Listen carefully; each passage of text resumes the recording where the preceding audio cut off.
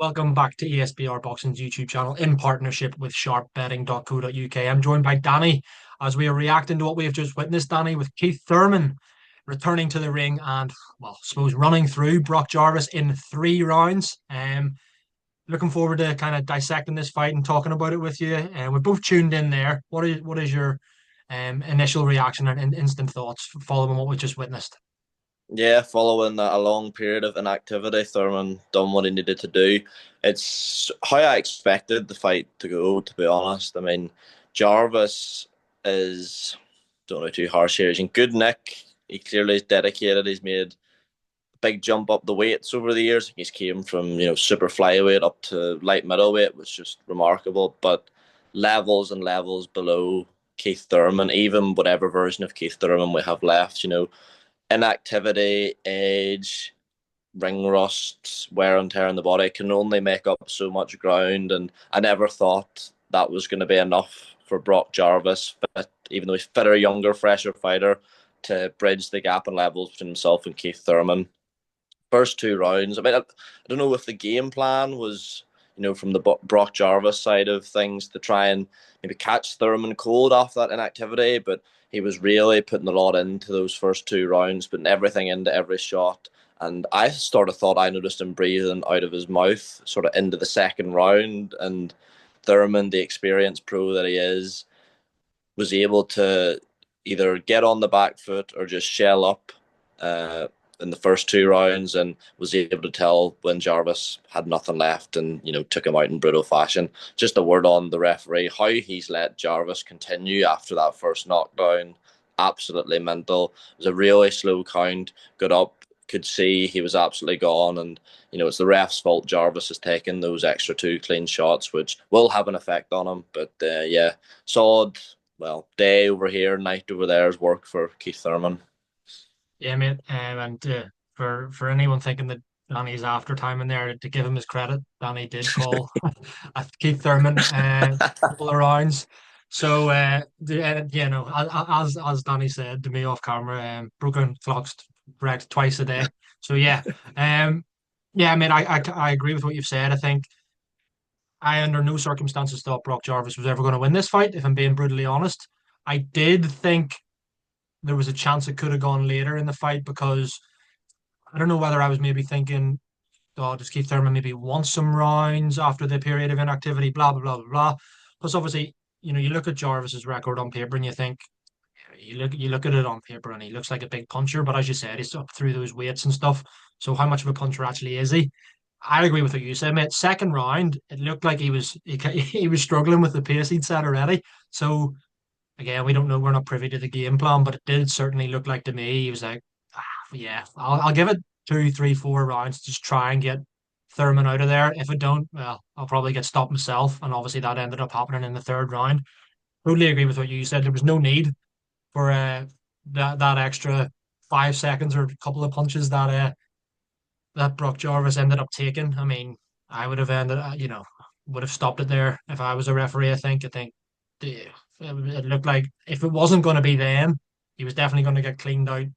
And if it wasn't right there then, maybe before the end of the round or the next, definitely. I think the writing was definitely on the wall. But yeah, are you kind of suppose difficult question to answer, but are you were you impressed with Keith Thurman, or can you not really read much into it because of the level of opposition? Because it was like only a 3 round fight. Yeah, it's a difficult one. I mean, impressed, potentially a stretch. I mean, if he was making hard work of Brock Jarvis, like he's got absolutely nothing to offer at any sort of level at 154, but he couldn't really have done much better, really. So you don't want to be too critical, but I see this the same. Like this sounds like I'm a Brock Jarvis hater, as if he's like just stopped the journeyman. To be honest, I mean I don't take any more from it than I would that. I think they're talking about a fight with him and TSZYU. An interesting one. Questions over what TSZYU's got left in terms of punch resistance and stuff as well. So it proved there's still a fighter there in Keith Thurman, then he's not completely shot to bits. But still obviously questions to answer at a higher level than Brock Jarvis. Certainly, certainly. Yeah, can't say.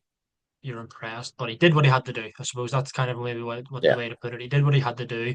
People maybe thought it was going to go later, and it didn't. He maybe did impress somewhat. But yeah, couldn't agree more with you, mate.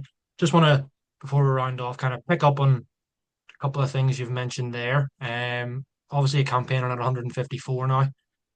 TSZYU's been on comms. Watching that fight, he's obviously coming in off the back of a couple of damaging defeats. That fight's been talked about.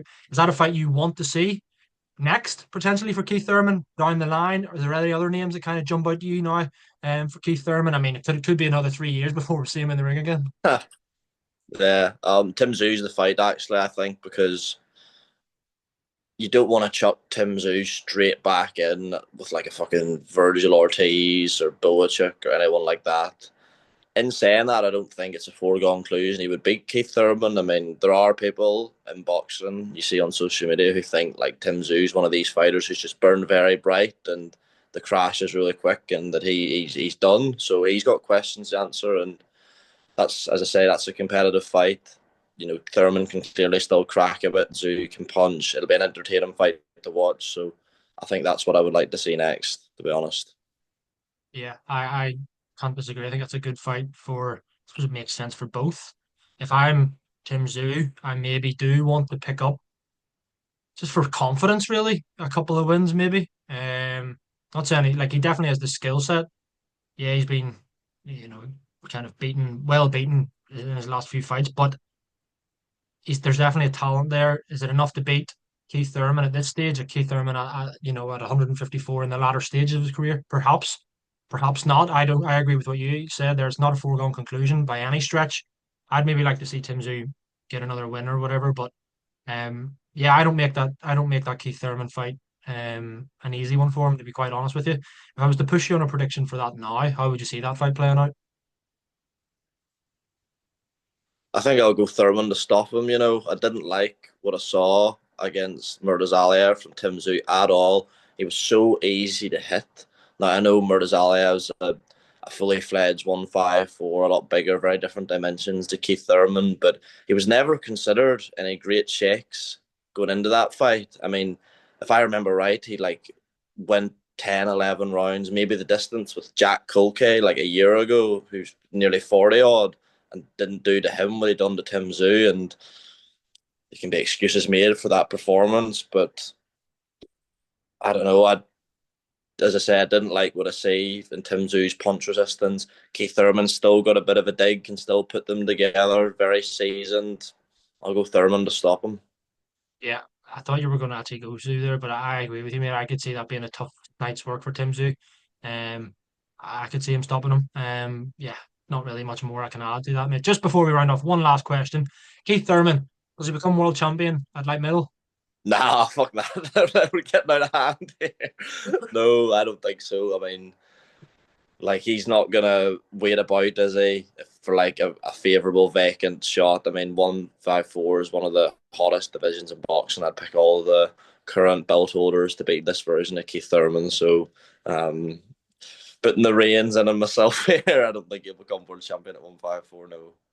Yeah, couldn't agree more. But yeah, I mean, fairly impressive. Make of it what you will. Keith Thurman stops Brock Jarvis in 3 rounds. Guys, let us know in the comments your thoughts on Keith Thurman's performance, what you want to see him do next. Could he become world champion, or you agree with Danny and I that perhaps maybe a step too far at this stage? Let us know what you think of all of that. And as always, please do like the video and subscribe to the channel if you're not doing so already. Danny, thanks very much for joining me, mate, and I'll speak to you again soon. Cheers, mate.